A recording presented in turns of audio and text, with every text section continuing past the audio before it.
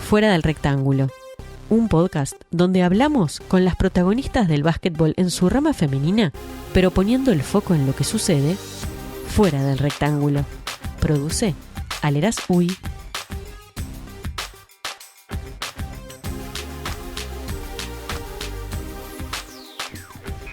Lucía, bienvenida a Fuera del Rectángulo. Gracias, Sergio. Gracias por la invitación.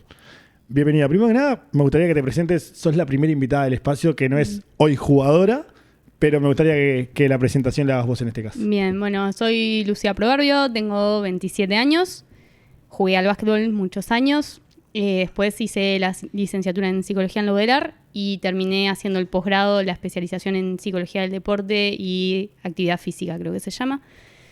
Y nada, va un poco por ahí. Hincha de Peñarol, eso también es importante en cuanto al deporte.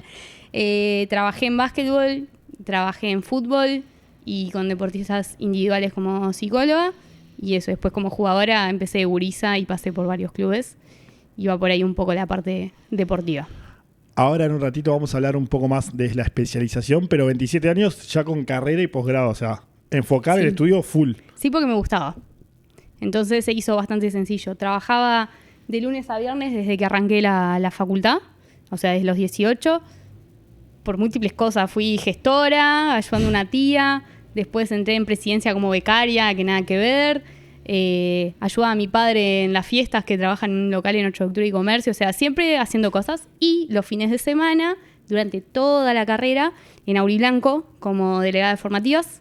Al principio hacía solo la mesa, y después se fueron sumando un poco más de responsabilidades, control de cuotas, las cartas para el liceo, para que pudiesen elegir el turno para estudiar y demás. Y después, ya cuando estaba recibiéndome, era como el nexo entre dirigentes y padres. Y ta, entonces ya ahí, desde que empecé, ya estaba medio que metida en deporte. Lu, ahora sí, vamos a hablar de lo primero. Vamos a hablar de tus años como jugadora. Contame un poquito cómo llegaste al mundo básquetbol, si llegaste por un tema familiar o porque te gustaba, y ahí le vamos dando a continuación. Bien, no, familiar. Mi padre había jugado, mi madre había jugado, mi tío también. Mi casa repartía, mi madre y yo éramos hinchas de Aguada, mi padre hincha de Voleibol Mundial, nada que ver, éramos todos de Reducto, mi tío hincha de Reducto, o sea, está medio repartido la cuestión familiar.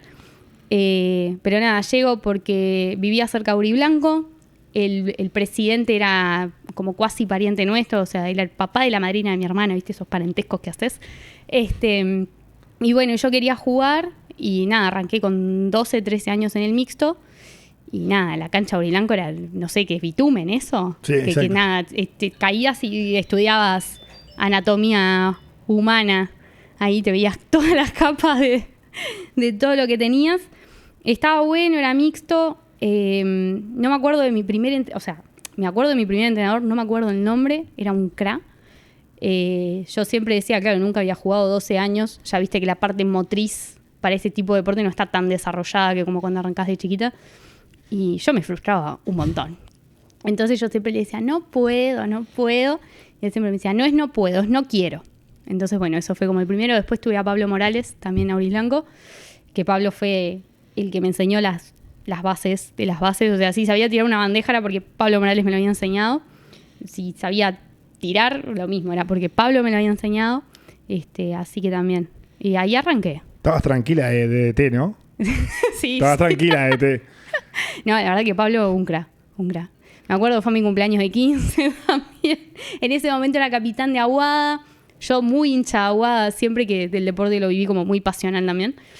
Entonces me acuerdo cuando me avisan que va a ser Pablo, fue tipo, llegué a mi casa y era tipo, mamá, el capitán de Aguada va a ser mi entrenador, toda vergonzosa. Y la primera práctica le llevo una camiseta de Aguada que yo tenía y le pedí toda tímida si me la firmaba. Y me dijo si quería que lo llevara al club, a que me lo firmaran los otros jugadores. Y yo tipo, obvio. Y vuelve a la práctica siguiente y la tenía toda firmada la camiseta. Y Pablo, un crack. Y tengo una foto bailando el vals con Pablo, yo así.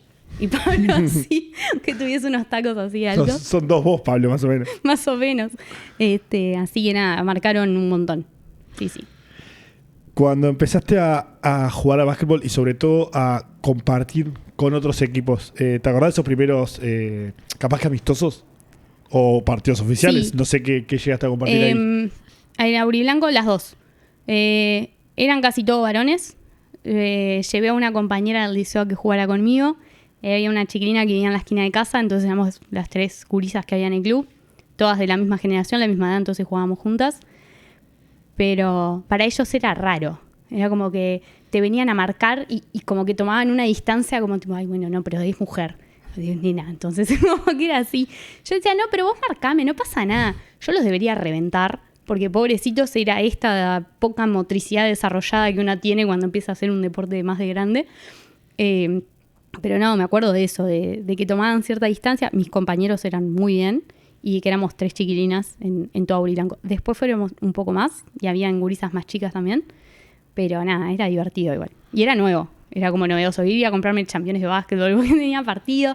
Mis padres que me habían comprado unos más o menos y otros un poco peores. Y era tipo, si te veo entrenando con los que están más o menos bien, no vas una semana a entrenar. Era como esa amenaza de estos campeones no los puedes usar. Pero nada, estaba bueno. Me gustaban. Auriblanco ha crecido institucionalmente muchísimo de esa época. ¿Te acordás cómo era un poco más el club ahí? Capaz que un poco más descuidado a lo que soy, que hoy la verdad que creció un montón. El piso era, no sé, mezcla. No sé si es bitumen. Es bitumen, creo. Ya te digo, te caías, te hacías pedazos. No era techa. A ver. No, yo llegué a no entrenar con techo, creo. Que después le hicieron el techo. No tenía paredes. Me acuerdo que tenía unas cositas de madera un poco bajas. El portón era una reja que la abrías como para entrar a tu casa. Y bueno, ahora la cancha está totalmente cerrada, tiene piso flotante, creció un montón. Tiene, bueno, por lo menos las últimas veces que yo fui, que todavía trabajaba ahí, habían hecho como un gimnasio en una parte. Eso tampoco estaba, obviamente, cuando yo iba. Así que sí, bueno, cuando Urunday cambia las gradas, me acuerdo que las gradas que eran de Urunday van para Auriblanco, entonces también empezó a tener otro tipo de formato y de crecer institucionalmente. Ahora es las luces LED que tiene en el techo, o sea, todo lindo, todo nuevo, que cuando yo iba las luces colgaban así unas cosas de metal que le llegabas a dar un pelotazo y te quedabas sin luces. ¿En qué momento, no sé si fuera en Auriblanco o en otro club, empezaste a jugar en lo que es más el torneo femenino 100% femenino y no mixto? ¿Te acordás? Fue en Capurro, porque a los 15 años, por reglamento de la federación, no podía seguir jugando mixto. Me voy a Capurro y ahí empiezo a jugar femenino, puramente femenino. 4 equipos éramos. Capurro, Capitón, Malvin y Aguada, y se terminaba el torneo, no éramos más. Cuando llegas a un Capurro, que fue una generación muy, muy buena, la que te tocó compartir con Sandra López, Florencia, no me acuerdo el apellido, Florencia. Fernández no. Ay, ¿cómo es el apellido? Florencia, Flor. Bueno, no me sale a mí Florencia, tampoco. La Tuti. Tuviste un plantel muy lindo y una categoría muy importante. Pero cuando vos llegas a Capurro y te reciben jugadoras que ya estaban ahí de hace muchos años, ¿cómo viste el nivel comparado a cómo llegabas vos? Bien. Primero que llego a Capurro porque éramos compañeras del liceo, la gran mayoría. Con Anto, con Aus, íbamos al mismo liceo, íbamos al 16. Y cuando me tengo que ir a un femenino, Capurro. No había chance que fuese a otro. Entonces, a ver, ellas tenían otro tipo de juego, obviamente, porque no es lo mismo. Además, ellas venían de jugar desde que eran niñas. Tenían eso, otro tipo de capacidades desarrolladas que yo, ni ahí, yo picaba con los codos. Nunca fui muy buena, eso también. Nunca me esforcé tanto por ser muy buena. Eso ahora después lo explayo un poco más. Pero siempre muy compañeras. Yo creo que lo que mantiene o ha mantenido mucho al femenino es el compañerismo y la unión entre mismos las jugadoras, porque si no hubiese sobrevivido a los años más precarios que tuvimos acá. Pero no, las gurisas jugaban bárbaro y siempre fueron un gran apoyo, y eso, éramos más amigas en realidad de otros lugares, que bueno, decidimos jugar al básquetbol. En ese momento de la liga vos decías, eran 4 equipos, los repasaste recién, pero no solamente eran 4 equipos, y no, claramente 4 equipos es un torneo meramente amateur y jugás 10 veces contra los mismos rivales para jugar un poquito más. Pero, ¿cómo era la exposición también de ese torneo? ¿Había exposición? No había nada. Eran los padres de nosotras que nos iban a ver, alguna abuela, algún hermano, algo, y se terminaba. O sea, no había ningún medio ni que cubrir. O sea, existíamos porque existíamos. A ver, para que te hagas una idea, no había formativas de femenino. O sea, nosotras teníamos 14, 15 años, o 15, 16 años, y éramos primera. O sea, no había un sub-12, un sub-13, no había nada que fuese desarrollando. O sea, tenías 13 años y pasabas a jugar con chiquilinas capaz de 18 años porque no había otras instancias en donde poder jugar. Entonces, el recuerdo que tengo así lindo como de esta situación, nuestro primer partido se arma esta liga, primero porque la liga tampoco estaba armada en sí. Entonces nos avisan ese año, vamos a jugar una liga femenina, que éramos 4 equipos. Y me acuerdo de jugar el primer partido y estábamos muy contentas porque habíamos debutado como en primera división. Oficialmente, entonces me acuerdo una compañera lleva una máquina de cortar el pelo y todas nos cortamos un pedacito de ceja. Como bueno, debutamos en primera. Pero era por eso, porque no había un gran desarrollo de nada. Para competir, hoy se compite con 2 árbitros, en finales se usan 3, hay televisación, hay estadísticas 100% ya desde 2020. Estadísticas 100% digo en todos los partidos porque hasta 2019 era solamente en finales o en semifinales. ¿Cómo se hacía? ¿Cómo los gastos capaz que no eran los mismos, pero a su vez era más difícil de conseguirlos? Sí, totalmente autosustentado en nuestro caso. Yo ya lo conté, jugando en Capurro, tuvimos que ir a pedir monedas al semáforo Uruguayana en Capurro más de una vez, porque a veces también los clubes más de barrios no tienen tampoco mucho ingreso económico. Entonces, claro, el femenino representaba un gasto. No representábamos, uy, qué bueno, otra parte del club. Éramos un gasto. Entonces, ¿te acordás los tarros grandes de plástico en los que venían los chupetines? Que tenían una tapa amarilla. Bueno, en eso le recortamos un agujerito arriba, tipo alcancía. Imprimimos unas fotos nuestras del plantel de algún partido que teníamos, impresas en una impresora de cualquiera de nosotras, no estaban lindas, obviamente. Lo pegamos con cinta adhesiva y con eso íbamos a pedir monedas. Lo otro que hicimos también fue como para dar algo, habíamos impreso unos imanes que decía: yo apoyo al básquetbol femenino, creo que tengo alguno en mi casa, si lo encuentro te mando una foto, con una pelota de básquetbol en el show. Y les dábamos eso a cambio a la gente, como diciéndole: bueno, vos me das una moneda, pero yo te doy esto, como intentar vender algo y que no fuese, no sé, no quiero decir mendigar, pero que no fuese pedir por pedir, sino nosotras también dar algo a cambio. Y nada, y con eso nos hicimos los equipos más feos que podríamos haber conseguido.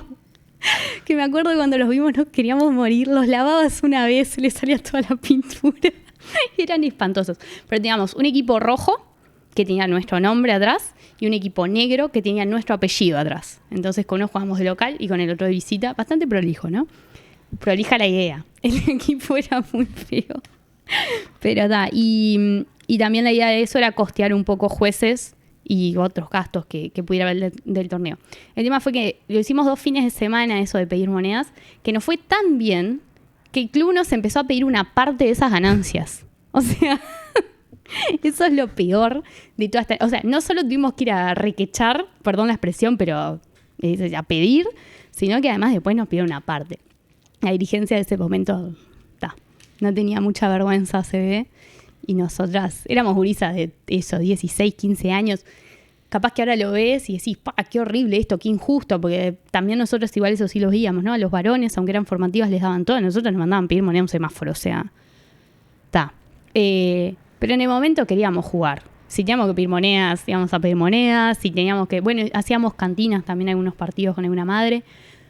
Lo que tuviésemos que hacer para jugar, lo íbamos a hacer porque era lo que nos importaba. Pero un poco sacrificado y autosustentado era en su época. A pesar de tener que pedir monedas en una esquina, de juntar plata para pagar cosas, que hoy se sigue juntando, no a ese extremo, pero muchas jugadoras tienen que hacer actividades o pedirle a sus madres o padres que hagan cantina, vender rifa, lo que sea, para poder costear cosas. En la cancha no demostraban esa fragilidad, por llamar de una manera. Al revés, eran bastante revolucionarias, aguerridas.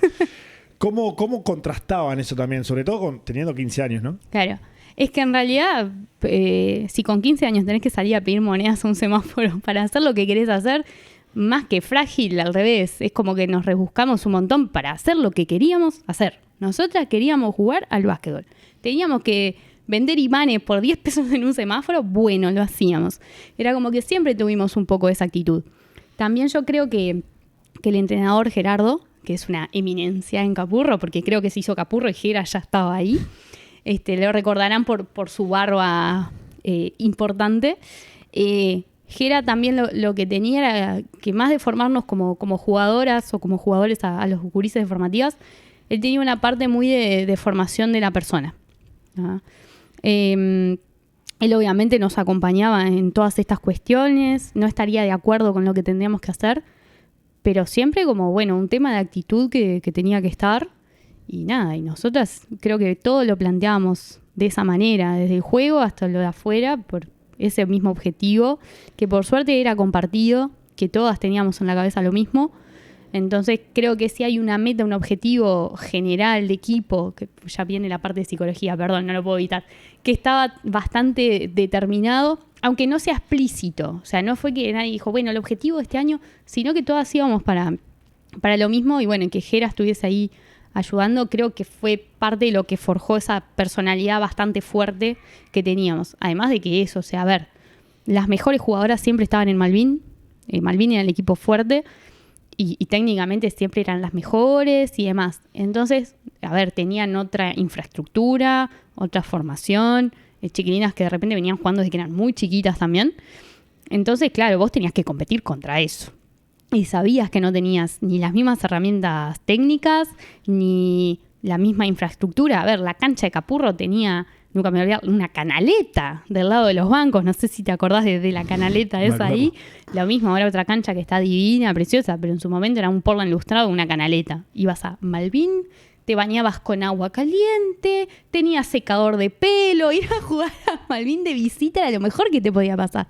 Y después íbamos a Capurro y a veces en invierno no habían prendido la caldera y nos bañábamos con agua fría. Era tipo, chiquilina, vamos todas a la ducha, y te bañamos con agua fría y sufríamos todas igual. Entonces creo que lo que hacía mucho esa personalidad de Capurro, primero que éramos gurisas y viste que gato chico no conoce el peligro, o sea, nosotras íbamos para adelante.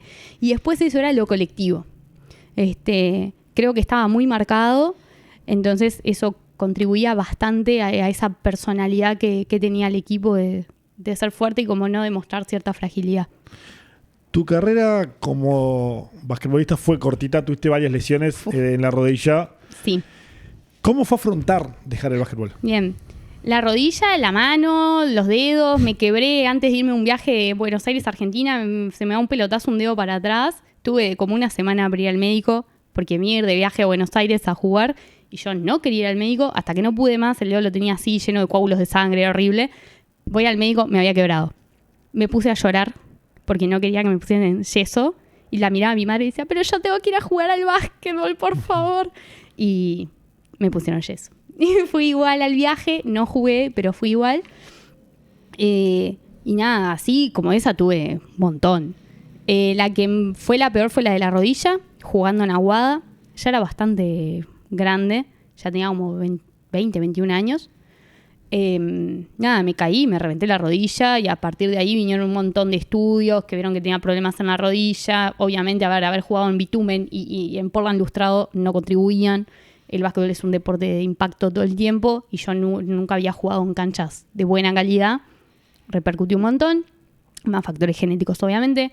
Problemas en la columna, lo mismo, deporte de impacto en un piso que no es el adecuado, me destrocé. Al principio era un poco difícil, es más, yo intenté volver un par de veces hasta que me di cuenta que me dolía muchísimo, que lloraba de dolor, que tenía que llamar a emergencia a que me inyectaran en el glúteo porque no podía levantar la pierna, como que la iba arrastrando y dije, no. Además ya estaba cursando las últimas materias de facultad. Me quedaba solo para el año siguiente la práctica y la tesis. Y dije, me voy a tener que enfocar en terminar esto. Y nada, y me duele. O sea, básicamente era eso. Me duele, no puedo estar llamando a emergencia a cada rato a que me inyecten porque me está doliendo. Y el año pasado, estamos en 2025. En 2023 tuve así como, y si voy a entrenar, capaz que... Y lo mismo, o sea, me dolía la pierna y fue tipo, no puedo volver. Igual no volvería a competir, ni loca, súper competitiva la liga, lo mismo, yo nunca fui muy buena. Nunca me preocupó ser buena, eso también. el tema es, como dije antes, o sea, no había un entorno en el que vos pensaras que podías vivir del básquetbol o llegar a ser profesional. Por lo menos en los clubes en los que yo estaba y en los ambientes en los que yo estaba. Además de que mi familia también era más del estudio y el deporte más como un hobby, un tema de salud y demás, no como algo profesional. Entonces, claro, al no tener un entorno que favoreciera, por así decirlo, la parte como el desarrollo profesional, siempre me lo tomé como un hobby. Y eso se veía en eso, o sea, yo soy consciente de que nunca fui buena y nunca me preocupó tampoco el decir, no, porque yo quiero jugar al básquetbol. No, lo hacía porque me gustaba. En psicología se llama motivación intrínseca. Eso yo lo hacía mucho por gusto. Y es más, cuando llegaba a las competencias, a veces me aburría. ¿Viste? Como que me gustaba tanto jugar al básquetbol por jugar al básquetbol que pensar en que tenía que competir y que ganar y que no sé qué, era tipo, no, a mí me gusta ir, divertirme, jugar al básquetbol. Entonces como que los factores extrínsecos ahí como que no corrían mucho. Pero nada, fue eso, fue decir, bueno, tengo que estudiar y me duele. Y nada, y tuve que estudiar. Antes de meternos 100% en la psicología, tengo una pregunta pendiente por lo que nombraba recién. Muchas jugadoras se formaron a pulmón y muchas otras se formaron con oportunidades bien dadas. Porque no es, tengo ventajas, tengo oportunidades. ¿Cuántas de las jugadoras que se formaron a pulmón hoy siguen jugando? Ninguna, creo. O por lo menos de mi generación, o que yo me acuerde. Capaz que viene una jugadora acá y te dice, no, yo me formé y no sé qué, y yo no soy de su generación, no tengo ni idea. Pero de mi generación no hay ninguna. Y las que tenían oportunidades siguieron jugando. Sí, claro.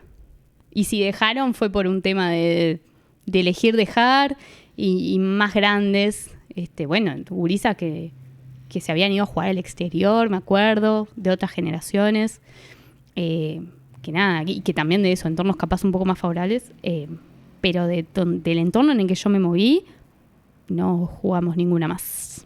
Es un poquito la explicación a tantas cosas que nos preguntamos a veces, ¿no? Sí, sí. Ahora sí, entrando a la psicología, y es el tema del que más te gusta hablar. Bien. ¿Por qué psicología? Bien, yo estaba en el liceo, en quinto humanístico, hice humanístico porque no tenía dibujo, esa fue la única razón por la cual yo hice humanístico. Además me gustaba literatura, filosofía, tenía facilidad para las letras, pero no tenía dibujo. Yo odiaba dibujar, las láminas me las hacían mis padres, perdón si esto lo ve algún profesor de facultad. A mí también, así que me llamo por la duda. Me ayudaban mis padres, dibujo técnico sí, porque agarrar la regla, pero después dibujar nunca me salió. Y a mí no me gustaba. Entonces, en cuarto y en quinto tengo la misma profesora de filosofía, Verónica Con, nunca más me olvido. Verónica era psicóloga. Estaba en cuarto filosofía, bárbaro. Y en quinto hay una parte del programa, por lo menos en humanístico creo, que es psicoanálisis. Que ella decía que, bueno, que no siempre lo dan en filosofía, pero como ella era psicóloga, lo iba a dar. Y ahí dije, opa, ¿qué es esto? Yo iba a hacer quinto humanístico, sexto derecho y pensaba hacer derecho, notariado, no sé, iba a ver. Un momento me gustaba la química, como que siempre vi que iba a agarrar. Y cuando empiezo a leer psicoanálisis dije, opa, ¿qué es esto? Está bueno porque está. Y ahí empecé a investigar y cuando llego a sexto hago sexto derecho y me quedo pensando si quiero hacer tanto derecho o a ver si psicología está bueno. Entonces empiezo a ver un poco las dos carreras en cuanto a materias y demás, y me gustó más psicología. Igual siempre sabiendo, yo lo tenía clarísimo, entré a facultad con 18 años recién cumplidos, o sea, dije, si en algún momento no me gusta, puedo hacer otra cosa. Nunca no me gustó, siempre hay una materia que no te gusta o lo que sea, pero siempre me gustó mucho, así que, y eso, trabajaba de lunes a viernes y los domingos, y siempre estudiaba, y siempre trataba de hacer todas las materias, y me iba muy bien, y nada, y me encantó. Así que gracias a la profe de filosofía que me dio psicoanálisis. Profesores que marcan, ¿no? Totalmente. Entraste al mundo del deporte nuevamente, pero ahora como profesional. Sí. ¿Dónde fueron tus comienzos, aunque no te hayas recibido? No sé si entraste ya recibida o no. Entré ya recibida, sin el posgrado, anotada en el posgrado, con algún curso, porque en facultad no había como mucha formación en deporte. Entonces hacía cursos en la SUBDE, que es la Sociedad Uruguaya de Psicología del Deporte. Cuando me recibo, me llama la Gomar enseguida. Yo siempre les dejé en claro, mirá que soy psicóloga, estoy anotada para hacer el posgrado, todavía no lo hice. No, sí, bueno, para que vayas aprendiendo también. Bueno, ese primer año estuve en la Gomar y al año siguiente ya empiezo a hacer el posgrado, porque claro, fue el año que se abrieron las inscripciones, o sea, no cuando se cursa. Al año siguiente empiezo a hacer el posgrado y ahí trabajo en Lagomar y en Paysandú. ¿Trabajé el mismo año? Creo que sí, y trabajé en Paysandú femenino también ese año. ¿En Lagomar estás en formativas? Sí, ¿o qué? en Lagomar estaba en formativas masculina. Y si no me equivoco, ese mismo año también trabajo en Paysandú, en femenino, en primera. Y al año siguiente arranca el posgrado y arranco a trabajar en Trubil. Que Trubil ese año hace el femenino, entonces ahí también trabajo en femenino. Ese año o el siguiente, no me acuerdo bien. En Deportivo Paysandú, dentro del área que nos compete, por fuera del rectángulo y aleras, era un equipo con infinitas carencias. Sí. Económicas, contextos Todo. sociales críticos, contextos desfavorables. Entraste en un lugar difícil también. Sí. Para tu área sobre todo. Sí. Entré en un lugar difícil por muchas cosas. La primera vez que también me había pasado, tenía jugadoras que habían sido compañeras. Y era un cambio de rol total. O sea, entonces también como poder posicionarte en otro rol.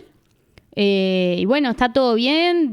¿Cómo andás tanto tiempo? No sé qué. Pero bueno, hoy vamos a trabajar concentración, atención, memoria, no sé. Vamos a hacer un cognitivo y vamos a hacer...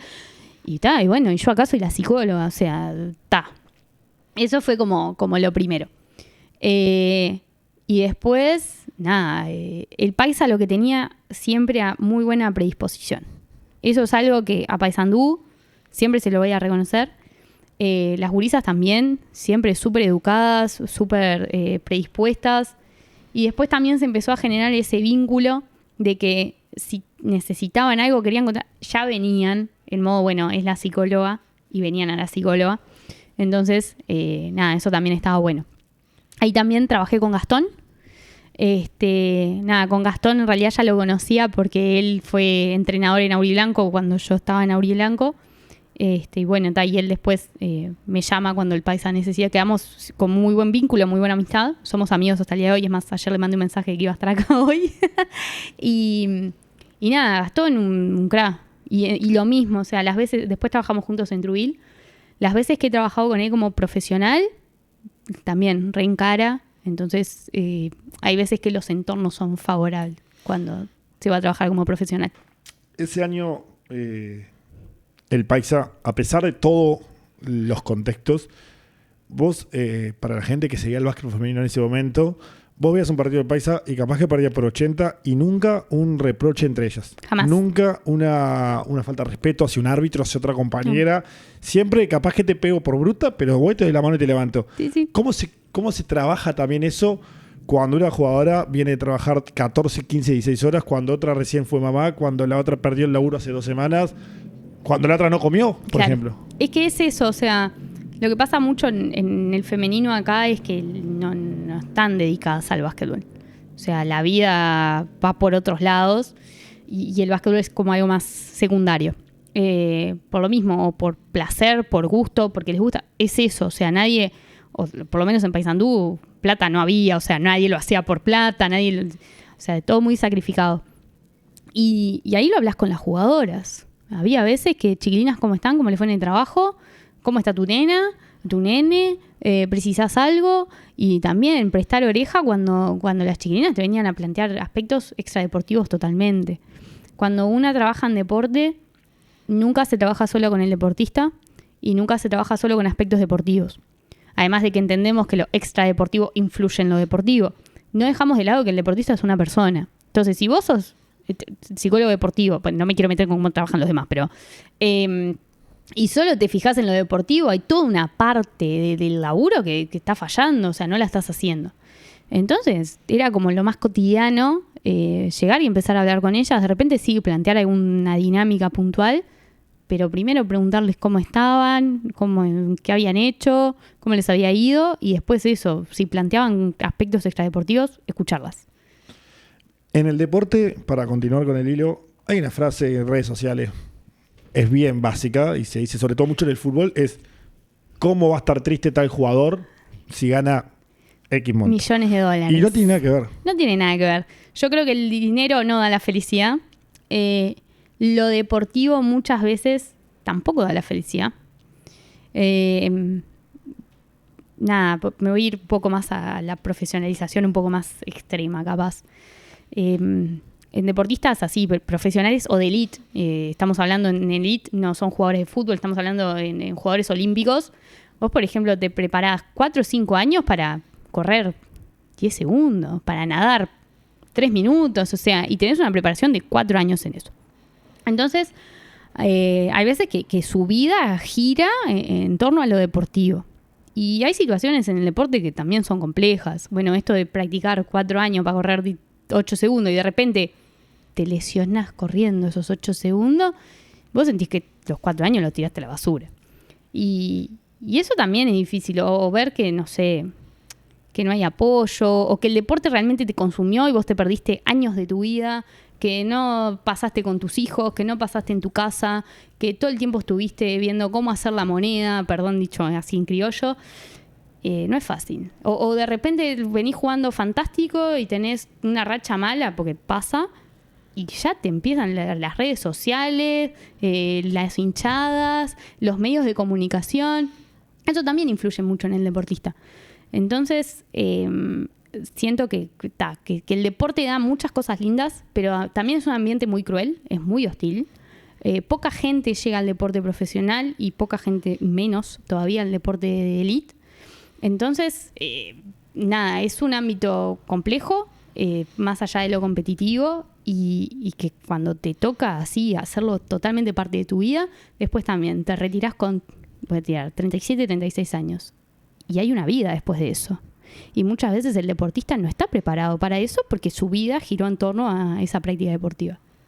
¿Y qué hay más allá del deporte? También cuando llega a esos momentos es un poco crucial en la vida de ellos. Y no todo es color de rosas y maravilloso. Cuando salís de trabajar, cuando vos como psicóloga salís de escuchar casos capaz que extremos, capaz que no, pero que te afectan, ¿cómo separás Lucía Proverbio persona, Lucía Proverbio psicóloga? Porque no es fácil después. No. Supongo en contextos más crueles tampoco es menos fácil. Nosotros los psicólogos hacemos supervisión, ¿sí? Trabajamos con otro psicólogo en el cual le contamos situaciones porque sabemos que pasan estas cosas. Bueno, yo como jugadora también poder discernir ahí un poco, decir, yo como jugadora, y no le podés decir a veces. A veces capaz que lo pensás y sí, hay vivencias similares, pero no te podés autorreferenciar tampoco todo el tiempo, no está bien. Y no corresponde. Entonces, vamos con psicólogos, vamos a terapia y lo trabajamos un montón. Sí, hay situaciones que también depende de las vivencias de cada uno, que de repente te tocan un poco más, a veces te tocan un poco menos. Pero eso, la supervisión yo creo que es fundamental. Y a veces también como consultar con colegas. Yo del posgrado me quedé con 2 grandes amistades, con Gerardo y Vanessa, que son tremendos profesionales. Entonces muchas veces también he recurrido a ellos, además de tener el espacio de supervisión, mi espacio de análisis. Y creo que ahí se va como pudiendo discernir un poco. En el fútbol no lo sé porque no lo conozco, pero en el básquetbol las instituciones muchas veces agarran X cuadro, no importa cuál, y te decimos, queremos empezar a darle algo más a los planteles, queremos contratar un psicólogo, una psicóloga deportiva, un coaching, un nutricionista, pero llega ese profesional y muchas veces no hay ni una oficina disponible. Uh-huh. ¿Cómo también hay que explicarle o hacerle entender a los clubes que no es solamente la profesional o el profesional, también es el espacio que tenga? Bien, me hiciste acordar. Estuve 2 años trabajando al lado de la puerta de un baño como psicóloga en una institución deportiva. Al año que pedí otro lugar, no me dieron mucha atención, entonces agarré y renuncié, básicamente. O sea, 2 años trabajando al lado de la puerta de un baño no podía estar. 3 años, porque 2 los tuve. Hay veces que es como por decir que lo tienen. Decir, pero nosotros tenemos una psicóloga, un psicólogo deportivo, no pasa nada. Como para decir que la institución tiene algo. Y hay veces que es un desconocimiento tan grande que hay, una ignorancia en cuanto al rol y a los espacios, que se piensan que vos podés trabajar, yo qué sé en dónde, en el pasto. Que es verdad igual, a ver. Lo que tiene la psicología deportiva es que no es el diván típico psicoanalítico. O sea, nosotros hacemos encuadres, se llama, en muchos lados. Vos en la cancha tenés que estar. En el vestuario a veces está, no, obviamente, o sea, en ciertos momentos, ¿no? En el club también, pero está bueno también tener un espacio en donde si la jugadora, el jugador quiere hablar algo, tener un lugar, una referencia física también. Pero sí, en deporte ese encuadre es más difuso porque eso, vos estás en la cancha. A veces yo me acuerdo de algún día lindo de hablar con jugadoras en una tribuna, jugador alejado del resto para que no se escuche ni nada, y de repente ese era el espacio que teníamos para charlar y bueno, era lo que se usaba. Pero sí, es difícil de los clubes porque creo que el rol todavía está como medio en pañales en cuanto a las instituciones deportivas. Porque de repente un médico, no, sí, para el médico sí hay un espacio con una camilla, con no sé qué, para el profe hay un gimnasio, para los entrenadores está la cancha y tienen lugares con tele para ver los videos y análisis y no sé qué. ¿Y psicólogo dónde voy? O sea, está bien, sí, trabajo en la cancha, trabajo acá, no sé qué, pero tener como un lugar físico como para que haya una referencia para el jugador o la jugadora de que ese es su espacio, ¿no? De que tiene ese espacio, ese momento en el que puede hablar. Lo mismo con planteles, o sea, cuando se trabaja lo grupal, está bueno contar con un espacio en donde poder desarrollar actividades grupales para que el deportista se apropie de ese lugar y sepa que es su espacio y su entorno.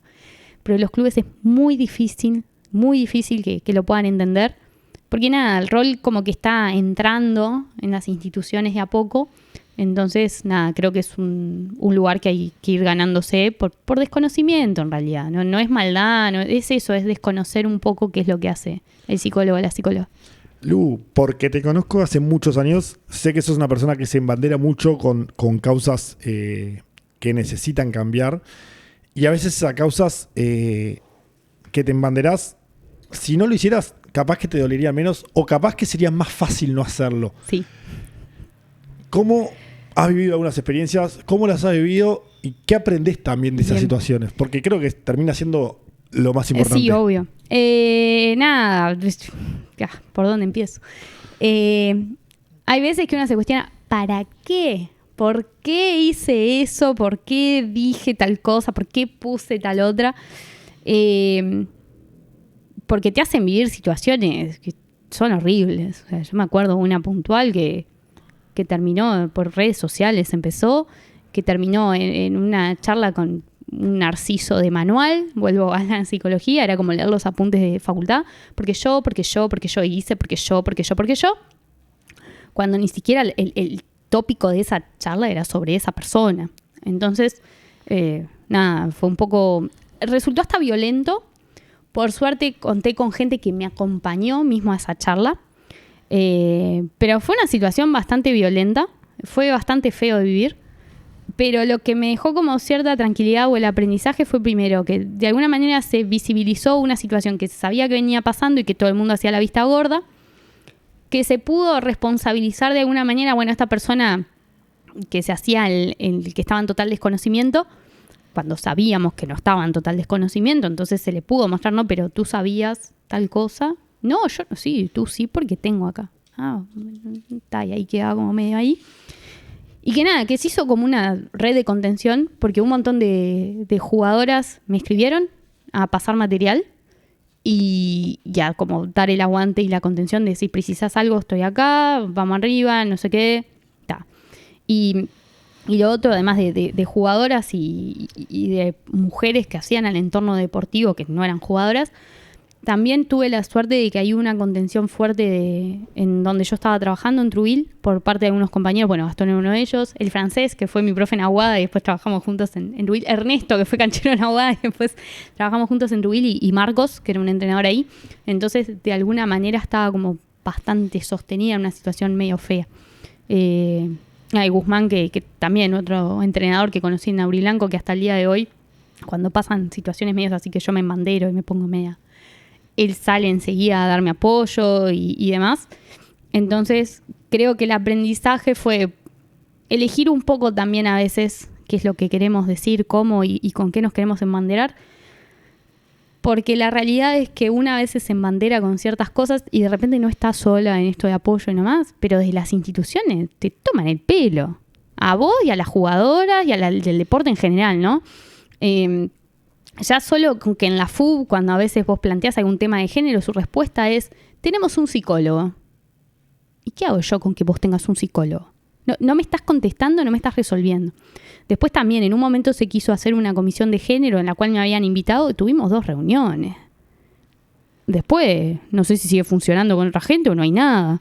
Hubo una denuncia penal de un club en relación a un psicólogo en el ámbito de básquetbol. La federación, el único comunicado que sacó fue no trabaja en la federación. O sea, es una vergüenza.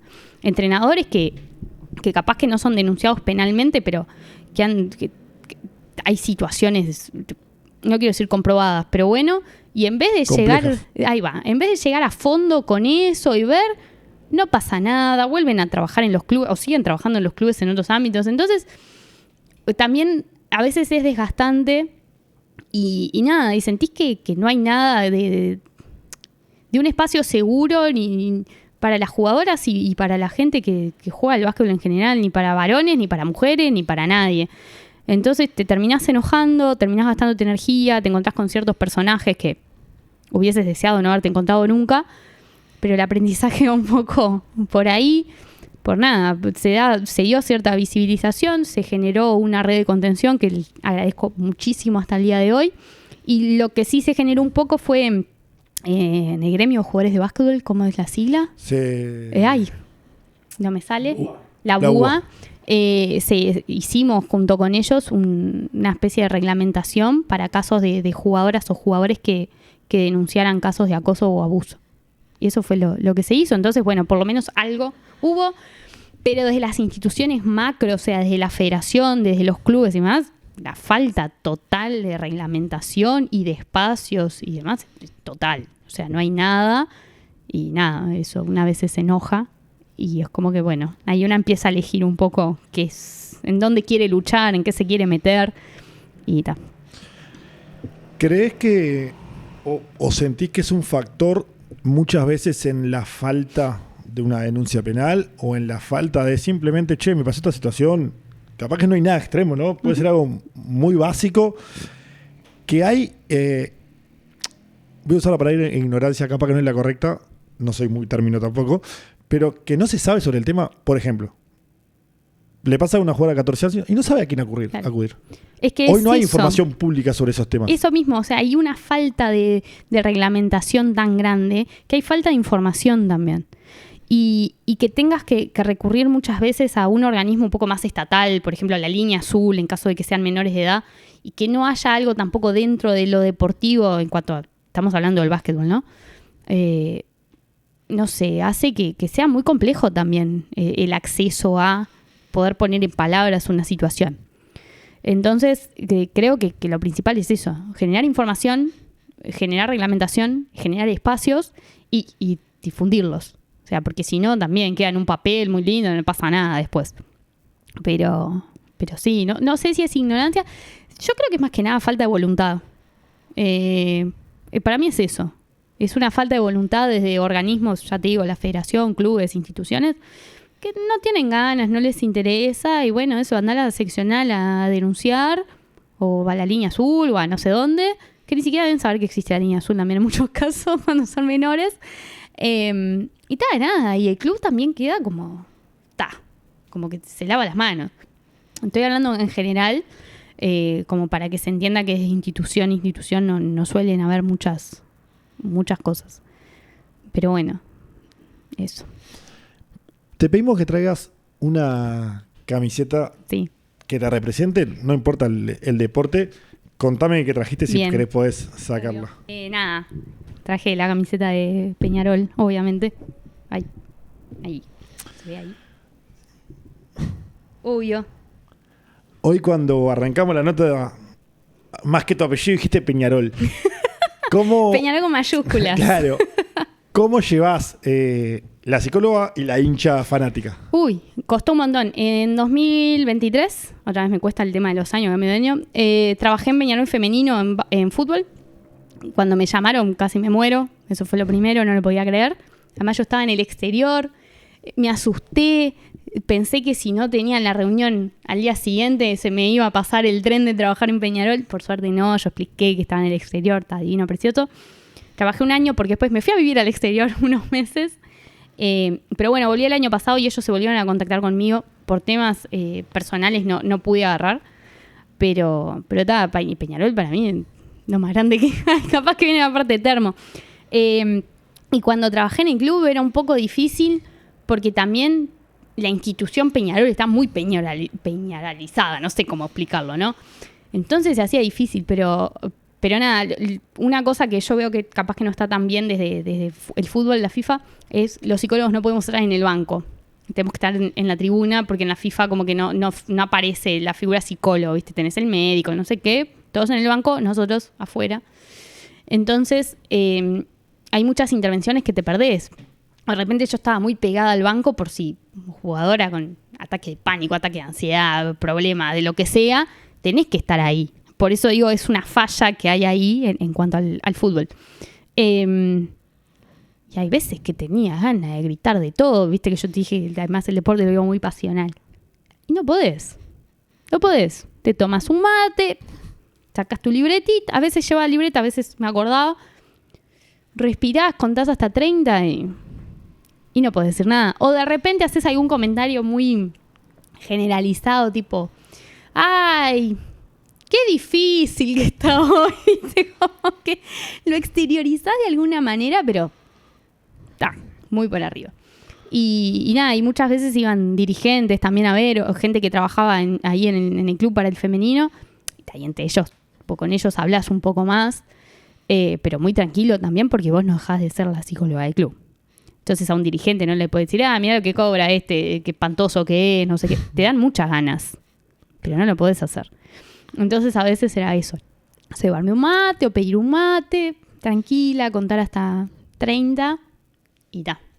Pero y también hacer el foco, bueno, yo no lo estoy mirando en modo hincha, yo lo estoy mirando en modo psicóloga, o sea, le tengo que prestar atención a un montón de cosas más, que no es si el árbitro cobra bien, si el otro equipo le pegó muy fuerte a mi jugadora, si o sea, estás en otra. Entonces va también un poco por ahí, ¿no? Bueno, yo digo, en modo psicóloga, es como el modo avión del celular, bueno, estoy en modo psicóloga y nada, y ahí la concentración, la atención van a otras cosas. No sé cómo se dice, el nombre barra brava es igual a machismo, o lo fue durante toda la vida. Sí. De a poquito, muy de a poquito, va empezando a haber más públicos en los ambientes femeninos o en los deportes, sí. En la rama femenina. No existe el deporte femenino masculino, es en la rama, sí. Nosotros lo acortamos. Totalmente pero de realmente acuerdo. Es en la rama femenina. En el básquetbol ya bastante más. Sí. Hoy van con bombos y redoblante desde Defensor Sporting, Yale, Malvin, Aguada, varios equipos, no es solo uno, no es solamente el más popular. En el fútbol van a los clásicos, sí. Porque es el clásico y porque es el barra brava. Exacto. Pero a poquito se van incorporando y se va abriendo más eso. ¿Qué falta todavía? ¿O qué crees vos que aún le falta a nuestra sociedad, por lo menos acá en Uruguay? Porque en España los de Real Madrid y Barcelona hicieron récord en entradas vendidas en un partido femenino. Visibilización también, y la gente lo ve mucho como un producto. Cuando vos lees en redes sociales, tipo, ¿quién va a mirar esto? No sé qué, el producto no vende. ¿Qué? Entonces, bueno, ahora creo que pasa todo también por un tema de consumo. ¿Viste? Si no se consume, no se ve, no sirve. La realidad es que los clásicos femeninos se han transmitido en televisión abierta, como varios partidos, y tuvieron pico de rating los clásicos femeninos. Entonces, no es que no se consuma, se consume, sí. El tema también es la poca disposición que hay. Que las entradas para el clásico sean las únicas que tienen un costo, aunque sea un costo simbólico de 100, 200 pesos, eso quiere decir que si yo voy a ver un partido femenino que no es el clásico, no tiene costo. Entonces ya simbólicamente estás diciendo que no vale. Que no vale. Lo que no tiene costo no tiene valor. Que no vale. Voy a ver femenino. Sí, bueno, vamos porque me quedo cerca de mi casa, es gratis. Que no veo mal que la gente quiera empezar a ir a ver el femenino. Me encanta. Pero si vos no le das un valor al producto que tanto dicen, nadie lo va a consumir tampoco, porque vos mismo lo estás desvalorizando. Entonces, empezar a darle un valor a lo que se está haciendo. Hay jugadoras en femenino que tienen contrataciones, que tienen salario, que tienen representante. Bueno, si ellas ya tienen un valor como jugadoras, ¿por qué no le das un valor a su partido, a presentarlas, a mostrarlas? Muchas chiquilinas están yendo a jugar al exterior. Ahora, Pepito está jugando en España, Pepito, uruguayo, 15 años, está jugando en España, y de España se va a jugar a Italia y sale en todos lados. Ahora, jugadora de Uruguay que se va a jugar al exterior, poco y nada, nadie sabe. No tenemos como esa costumbre en el fútbol y en el básquetbol, perdón, porque el básquetbol también, el canal que transmite el básquetbol acá en Uruguay, las finales y ni siquiera eso después. Entonces es lo mismo, y si vos para ver un partido femenino pagás para entrar a las finales, algo simbólico, pero para el resto de partidos, o sea, es la misma lógica. Lo mismo, se va a una chiquilina que juega divino al básquetbol acá en Uruguay y nos enteramos porque Alera sube la nota. O otro medio que puede cubrir básquetbol, pero no sale en ningún lado más. Y cualquier jugador masculino se va a jugar a la liga 15ª de España y nos enteramos todo porque salen hasta en los canales de televisión abierta en horario central en informativo. Entonces, yo creo que también va mucho por esa parte. Si mismo desde los roles que tenemos en deporte no valorizamos lo que estamos haciendo y lo que hacen las jugadoras, es muy difícil cambiar algo socialmente. Lu, vamos a ir saliendo un poquito de lo que es psicología y de a poquito ir terminando la nota. Antes de pasar a una sección que hacemos con todos los invitados, tenés abuelos virales. Sí. Tenés abuelos que cada 5 años se hacen virales. Sí. Contame por qué se hacen virales para que la gente no sepa, perdón, y cómo lo vivís también cuando los medios de comunicación te dicen, che, mirá que vamos a ir a hacer una nota, hay foto, y capaz que estás, o capaz que no sé si estás o no en esa. En alguna oportunidad. Pero contame eso. Nada, mi abuelo es frente amplista, mi abuela es blanca. Salieron en el plebiscito del sí y el no, igual eso no estaba embanderado en cuanto a cuestiones de partidos políticos, pero bueno, dado que uno de izquierda y otro de derecha, pasó lo mismo. En estas elecciones pasó con las banderas del Frente y del Partido Nacional. Y las veces que me dicen, vienen de tal lado a entrevistarnos, por favor que esté la casa limpia. Yo voy y limpio, cosa de que vayan, se encuentren la casa limpia y tal. Son maneras de pensar, o sea, yo cuando se ponen a discutir de política, porque discuten, obviamente hay un intercambio, discusión desde el intercambio, ¿no? De insulto y no sé qué. Yo me entretengo. Es más, a veces le meto más púa a uno, le meto más púa al otro, claro. Ellos ya saben los dos cómo pienso yo, mi manera de pensar, lo que yo voto, lo que no voto, qué pienso de los políticos en general. Ya lo tienen muy en claro. Entonces, me entretengo un rato. Lo que sí me ha pasado este año en particular fue leer en redes sociales tanta bobada junta. Lo hacen para viralizarse. Yo pienso un señor de 81 años y una señora de 75. En lo que menos andan pensando es en viralizarse. Lo hacen porque es la manera que tienen de expresar su ideología. O sea, bueno, y vos ponés la del frente, yo pongo la del Partido Nacional porque es así. Para manifestar los dos pensamientos. No, a ver si viene Canal 29 a entrevistarnos y no sé qué. Esas estupideces que pone la gente que a veces, o si no porque uno mantiene al otro porque uno piensa y es tipo, pero ¿qué estupidez estás diciendo? O sea, dos jubilados, además, ¿quién va a mantener a quién, viste? Pero sí, este año me pasó de leer esa sarta de estupideces y digo, la gente es porque tiene tiempo y piensa cualquier cosa, pero ellos son muy graciosos, conviven bien. Eso, a veces intercambian y también es gracioso el intercambio. Ya te digo, a veces meto pupa para un lado, a veces para el otro, y a veces es tipo, bueno, pero si ya sabés lo que piensa, ¿por qué le vas a molestar? Déjalo, tipo, ni le digas. Y nada, pero sí, ahora el que salió el presidente Orsi subió una foto de mi abuelo en el balcón también, con él arriba de su bandera del Frente Amplio y al lado de la del Partido Nacional. Y nada, a mí me da un poco de gracia, porque tipo, otra vez. Pero está bueno también que democráticamente puedan vivir así y compartir, aunque totalmente contrarios en cuanto a ideologías. Lu, 2025 de inteligencia artificial, ya hace años, tenemos una sección que se llama Las 10 de ChatGPT. Bien. Le ponemos al chat las preguntas y a ver qué dice. Y a ver qué dice, ¿verdad? responderlas como quieras. Si te querés explayar, eso lo decimos. Yo voy a arrancar con la primera. ¿Cuál es tu rutina para relajarte después de un día intenso de trabajo con deportistas?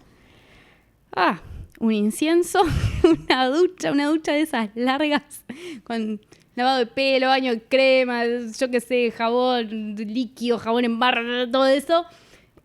Música que me guste, que puede pasar desde música clásica al último disco de Bad Bunny a plena, cualquier cosa. Lo que tenga ganas de escuchar, a veces sí un poco más tranqui. Cita Rosa, la Solimiareña, puede pasar por cualquier cosa. Y hacer nada. La nada misma. Porque a veces es bastante agotador, cansador esto que vos decías, bueno, el de discernir. Y a veces venís, te golpean las cosas. A veces, aunque sean muy básicas, o sea, te implica como cierto desgaste también. Entonces, eso. Música, una ducha así muy extensa, cremas, cosas y hacer nada. A la segunda pregunta le voy a agregar algo yo. Bien. Y te voy a decir, a pesar de las lesiones, ¿qué deporte practicás o te gustaría practicar en tu tiempo libre? Bien, empecé en julio del año pasado, empecé a hacer ballet. Sí, con 27 años empecé a hacer ballet. En realidad empecé porque el cuerpo necesitaba moverse. Básicamente, encontré un lugar que es cerca de mi casa, que es para adultas principiantes que nunca hicieron ballet. Y me animé, mandé un mensaje. Ahora tengo 2 pares de zapatillas, 2 medias, malla, pollerín, tengo todo. La verdad que está entretenido. Me duelen partes del cuerpo que no sabía que podían doler haciendo ballet, así que es un ejercicio bastante completo.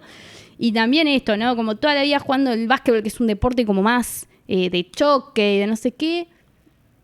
Bailar música clásica, como también cambiar un poco. La rodilla no me duele tanto, me duele cuando la roto, pero es normal porque tengo que hacer fuerza con el cuádriceps. Pero no es ese dolor del impacto del choque, así que bien. Y yo digo que es gracioso, en realidad no es gracioso porque a nadie le dice cuando alguien va a jugar un fútbol 5, ¿a vos te parece jugar un fútbol 5 con la edad que tenés y el físico no sé qué? Y cuando yo dije voy a hacer ballet, ¡ay, qué querés ser, Richeto! ¡Ay, pero tenés 27 años! No sé qué, ¿por qué no le dicen lo mismo a lo que van a jugar en fútbol 5 un fin de semana? Entonces, yo feliz y contenta y hago ballet. Si pudieras cambiar algo de tu carrera, ¿cambiarías algo? No de la carrera. Capaz con la carrera que hice estoy contenta. Vengo un año sabático. Necesité descansar un poco. Capaz que sería eso un poco. Yo siempre hacía muchas cosas. Jugaba al básquetbol, trabajaba en los 2 lugares, hacía la facultad, me recibí, que la Gomar, que Paysandú, que un trabajo aparte, obviamente, porque el psicólogo deportivo en su momento recién arrancaba, no me daba para subsistir. Que después el posgrado, que Trubil, que el otro trabajo, siempre hice muchas cosas. Entonces, el año pasado fue como decidí bajar un poco la pelota, hablando un poco de deporte, quedarme solo con un laburo y tomarme un año sabático de la psicología deportiva. Y capaz que me hubiese gustado no haber llegado a ese punto, como poder mediar ahí, en esto de que es todo muy pasional lo mío. Me encanta, lo hago con toda la vocación del mundo, me fascina, pero me desgasta también un montón. Entonces, capaz que hubiese cambiado un poco eso. ¿Tienes alguna frase favorita para motivar a tus deportistas? No, para ellos no. Yo creo que eso es muy personal. Capaz que lo que a mí me motiva, que es una frase de Los Redondos, que es que el que abandona no tiene premio, capaz que sería un jugador y me dice, aguante Los Redondos, y no me dice nada más porque no le llega. Yo creo que es muy personal. Lo que sí usábamos mucho en Peñarol era estos Peñarol, porque es como también esta una frase muy usada por hinchas de la institución y demás. Pero es muy personal. O sea, por eso te digo, esa es la mía, la uso a veces. Después también, el que abandona no tiene premio. Si necesitas abandonar un poquito, no está mal abandonar un ratito. Después ves qué pasa. Capaz que agarras para otro lado, capaz que seguís. Ves. Pero también eso, muy personal. ¿Qué es más difícil, o para vos, qué es más difícil? ¿Manejar la mente o el cuerpo de un atleta? Uy, qué difícil. Creo que van muy de la mano, pero siento que para controlar una a veces necesitas controlar la otra. Más allá de que vos le decís al cuerpo lo que tiene que hacer, viste que si a veces una cosa no te sale, ya te queda el pensamiento también ahí, de que esto no me salió bien y que lo tengo que corregir. Que no sé. Entonces van como muy de la mano. Lo que sí pasa a veces es que vos capaz que en la mente vos tenés cómo es el movimiento, cómo es la técnica, cómo es todo, y físicamente no te sale. Es como yo haciendo ballet. Capaz que yo me imagino en mi cabeza y soy Richetto y cuando lo voy a hacer soy Lucía. O sea, entonces van muy de la mano y son difíciles de controlar los dos. Además, si bien después hay movimientos que se automatizan, todo lo que ya sabemos que pasa en el deporte, pero son complejos los dos presentan sus complejidades porque están muy interrelacionados. Ese es el tema. Acá te están haciendo trabajar, pero bueno, después me pasas la tarifa por privado. ¿Algún consejo rápido para alguien que se pone nervioso antes de un partido? Y nada, respiración y visualización, autohabla positiva, esas son como las del librito así, ¿no? Técnicas de respiración, no de relajación nunca se hace antes del partido, no hay que mezclarlas. Autohabla positiva, lo mismo, a veces son frases, palabras que son muy personales y que ayudan a uno, de repente lo que me ayuda a mí, al otro no. Y después visualizarse. Si yo me visualizo en el juego, además es algo que yo ya conozco, con movimientos que ya conozco, o sea, estoy familiarizado, es más fácil también. Entonces, nada, creo que esas tres y nada, y tener ganas de jugar. Si tuvieras que describir tu trabajo con una sola palabra, ¿cuál sería? Y vocación. Lo hago con toda la vocación del mundo. Todito. ¿Tenés alguna anécdota divertida o curiosa con algún deportista en algún partido o entrenamiento? Debo tener 1000. Pero, ahora creo que no se me ocurre nada. A ver. Si no se te ocurre, tampoco pasa nada. No, creo que ahora sí que se me venga rápido.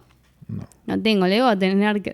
tuve que atar cordones una vez. Y esas cosas así. Me pasó, no con un jugador, me pasó con una jueza.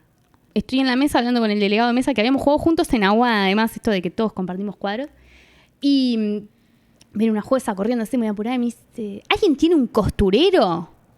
Y todo el mundo se miró me diciendo, ¿quién va a tener un costurero? Yo tengo un costurero. Y ahí saqué una valijita que es así, que es un costurero que me regaló mi abuela, que tiene hilo negro, hilo blanco, hilo de colores, tijera, aguja, el cosito para guardar la aguja, tiene todo. ¿Cómo se llama para poner el enhebrador? El enhebrador. Tiene todo, una cinta métrica. Y ahí fui. ¿Y lo llevas a todos lados? Lo llevo a todos lados. Lo tengo mismo en un neceser, como un botiquín, así que llevo cosas. Ahí está el costurero. Pero nada, después se me reían eso, el tamaño del costurero y después por qué tenía un costurero encima. Pero bueno, salvó un partido un costurero. ¿Qué preferís? Hablando del deporte en la rama femenina, ¿un partido de fútbol o un partido de básquet? Depende un montón. Si juega Peñarol, lo que esté jugando Peñarol. Lo que me pasa es que el básquetbol es más dinámico, ¿viste? Me entretiene mucho más. Sea la rama que sea, femenino, masculino, no me importa. Lo que me pasa con el básquetbol es eso, para mí es más vistoso porque es más dinámico. Vos de repente vas ganando por 20 y te lo dan vuelta. Como que nunca tenés el resultado asegurado de que vas a ganar. Y es un deporte ida y vuelta, ida y vuelta. Y también, obviamente, por un tema de que jugué, estoy como más familiarizada y puedo ver capaz que aspectos un poco más técnicos de, mirá qué buen ese doble ritmo, mirá qué bueno el pase que le dio, mirá, entonces está. Que en el fútbol sí, obviamente hay un conocimiento del deporte, pero me decís, hace un pase, yo te miro y te la doy de punta, no sé, patear de costado, toda esa parte técnica, no tengo ni idea. Le pegó de 3 dedos. Yo qué sé cómo se hace eso, o sea, lo puedo entender, pero no tengo ni idea de cómo se hace. Entonces creo que el básquetbol para mí es más vistoso en general y nada, y el haberlo practicado hace que entiendas cómo se hacen ciertas cosas que de repente en otro deporte, teniendo el conocimiento, pero no habiendo practicándolo, no lo disfrutas tanto. Y ahora sí, vamos con la última de chat. Y dice, si pudieras entrenar clínicamente o como se diga, a cualquier deportista del mundo, ¿a quién elegirías? A Manu Ginóbili, pero sin dudarlo. Yo sé que es hombre, no sé qué, pero... Primero porque siento que como latinoamericano, como argentino, o sea, vecino acá, pudo triunfar en un país que es muy complejo, en una liga muy compleja, porque es un referente en su cuadro, o sea, marcó esa generación con Tony Parker y con el otro muchacho que no me sale el nombre. Ay, gracias, con Duncan. Entonces, nada, es como un referente y la mentalidad. Él salió en una entrevista diciendo, a mí me encanta comer helado, pero cuando juego en la NBA no me puedo tomar ni un vaso de helado. Entonces, ese tipo de mentalidad de decir, bueno, mi meta es esto y lo hace. Y ahora ahora que está retirado, sigue haciendo deporte, anda mucho en bici.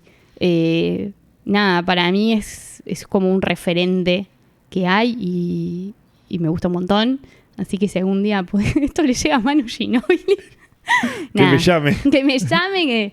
No, para mí es el mejor en cuanto a eso. En cuanto a disciplina, en mentalidad, en poder haber llegado a una liga en otro país, en otra cultura totalmente diferente a la nuestra, o sea, a la rioplatense. Nada, para mí es el mejor, no te digo el mejor de todos los tiempos, ¿no? Pero para mí es uno de los mejores, por lejos. Sí. Cuando subamos este reel, lo etiquetan abajo, lo mencionan. Sí, lo bombardeamos. Manu Ginóbili, Manu, Lo listo. amo a Manu Ginóbili, para mí es Ahora mejor. sí, Lu, para ir cerrando la entrevista, trabajaste en el Club de tus Amores, Sí. en el que sos fanática. Sí. ¿Qué sueño te gustaría cumplir con la psicología? Ay, bueno, ese ya lo cumplí. Y una selección. Si ya vestí la de Peñarol, ¿por qué no puedo vestir la de Uruguay? Esto me hace acordar con una anécdota corta. En la facultad te hacen estudiar un idioma, es obligatorio. Fui a dar la prueba de inglés y la perdí por medio punto. Y yo dije, está bien que yo no tengo el mejor inglés del mundo, pero me manejo. Y voy y cuando veo, no sé, en una pregunta que era justo un texto sobre fútbol, y en una que decía como que bueno, era un verdadero o falso, como que nunca iba a trabajar o como que nunca se podía llegar a una cancha de un equipo grande. Y yo le puse que era falso, porque para mí se podía llegar, ¿no? Y la profesora muy amablemente me explicó, pero nena, ¿cuándo te pensás vos que vas a llegar a una cancha de equipo grande? ¿Qué estás diciendo? Digo, pero yo quiero trabajar en psicología deportiva, entonces sí me puedo imaginar en una cancha de un equipo grande. Ay, pero porque además el texto era, yo qué sé, el Manchester United. Pero no decía una cancha del Manchester United, decía un equipo de fútbol. Y yo me podía visualizar porque mi idea era esa. Entonces me acuerdo cuando hacen la presentación de planteles en Peñarol, que fue en el Campeón del Siglo, y yo estaba dentro de la cancha de Campeón del Siglo, toda empilchada de Peñarol. En ese momento me acordé de esa profesora. Fue tipo, esto es para el profe de inglés facultad, que me dijo que yo nunca iba a llegar a visitar una cancha de un equipo grande, pues estoy en el Campeón del Siglo. Así que si pude trabajar en Peñarol y después me llamaron de nuevo, me puedo no visualizar, pero no voy a ser tan ambiciosa. Pero me gustaría mucho trabajar en Uruguay. Puede ser en básquetbol, en fútbol, en la bolita, en lo que sea. Pero si ya estuve de amarillo y negro, puedo estar de celeste también. Bueno, Lu, te vamos a dar un regalo primero de la gente de Gracias. MB, accesorio de tecnología. Gracias. Vamos a ver qué es. Dale, tranquila, abrilo nomás. Me da miedo romperlo. Rompe, el papel es para romper. Bueno, sí, pero... Eso me decían a mí cuando era chico, por lo menos. Toda la delicadeza. ¡Ay, qué lindos! Me vienen bárbaros. Además, ¿y son rosados? Son rosados.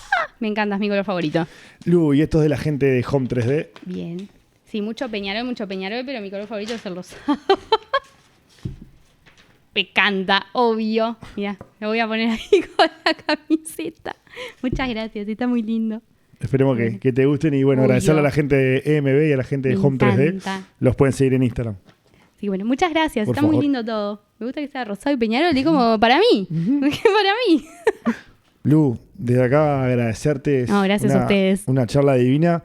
Bueno, micrófono abierto, si querés agregar algo más o lo que sea. todo Nada, tuyo. agradecer el espacio. Siento que a veces los psicólogos todavía estamos un poco para atrás. Para atrás en el sentido de los espacios, ¿no? Creo que la formación es súper completa ahora la que estamos teniendo. La UDELAR con esta especialización que creo que ya va por la tercera generación.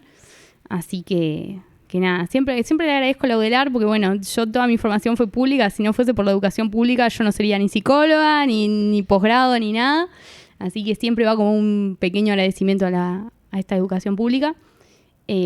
Y nada, ojalá que el básquetbol femenino siga creciendo, se siga profesionalizando así como empezó, y que en esta profesionalización venga acompañada de otros espacios y otros movimientos que requiere y que no se están dando. Así que nada, eso. Lu, muchas gracias. A vos. Suscríbete a nuestro canal de YouTube para recibir la notificación cuando lancemos cada capítulo. Para enterarte de todas las novedades y ver los adelantos, podés seguirnos en Instagram como @fuera del rectángulo y en Twitter como @fdr_alerasuy. Si lo preferís, nos podés escuchar en Spotify. Encontranos como Fuera del Rectángulo por Aleras Uy y seguinos. Fuera del Rectángulo es una producción de Aleras Uy. Desde 2020 somos el portal exclusivo del básquetbol femenino del Uruguay. Si crees que te puede gustar el resto de nuestros contenidos, podés leernos en alerasuy.com y seguirnos en Instagram, Twitter y Facebook como @alerasuy.